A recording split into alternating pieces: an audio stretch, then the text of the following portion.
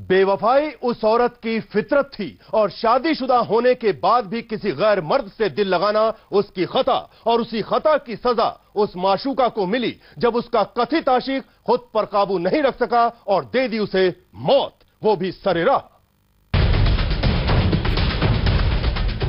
अस्पताल में अफरा तफरी, ये तस्वीर आम है।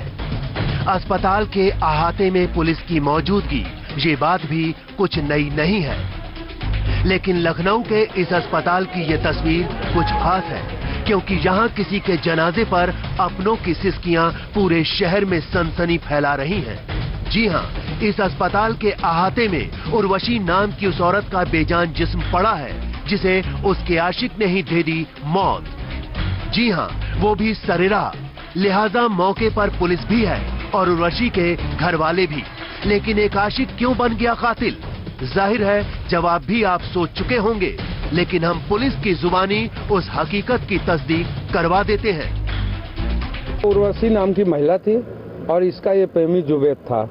जुबैद इसके संबंध थे। 15 दिनों से उर्वशी ने इसको मना कर दिया था कि मत मेरे घर मत आओ, मेरी बदनामी हो रही। इसी से क्षुब्ध होके, ये सिरफिरा टाइप का है मुलजिम, इसने आज चाकू से वार करके उसकी हत्या कर दी।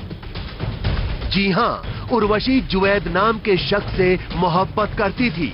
ऐसा नहीं है कि जुवैद की मोहब्बत एक तरफा थी, बल्कि मोहब्बत की आग दोनों तरफ बराबर लगी थी। वो भी तब जब उर्वशी शादीशुदा थी और 2 बच्चों की माँ भी।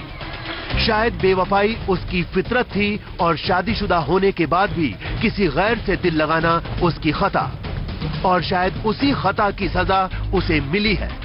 मोहब्बत में जब माशूका की बेवफाई सामने आई तो आशिक खुद पर काबू नहीं रख सका और फिर सरेराह माशूका को दे दी मौत। ये वो हकीकत है जिसकी तस्दीक पुलिस भी कर चुकी है। लेकिन कहां है वो कातिल आशिक? जवाब में वही रटे रटाए अल्फाज। जो हॉस्पिटल में उसकी हत्या हो गई, अब उसका गिरफ्तारी के लिए टीमें गठित कर दी गई। पुलिस कह रही है कि कातिल की तलाश की जा रही है। बहुत मुमकिन है कि पुलिस की ये कोशिश जल्द ही कामयाब भी हो जाए और फिर सारे सवालों का जवाब सामने आ जाए। लेकिन मोहब्बत में बेवफाई और फिर एक आशिक या माशूका के कातिल बनने का सिलसिला कब थमेगा, इसका जवाब फिलहाल किसी के पास नहीं है।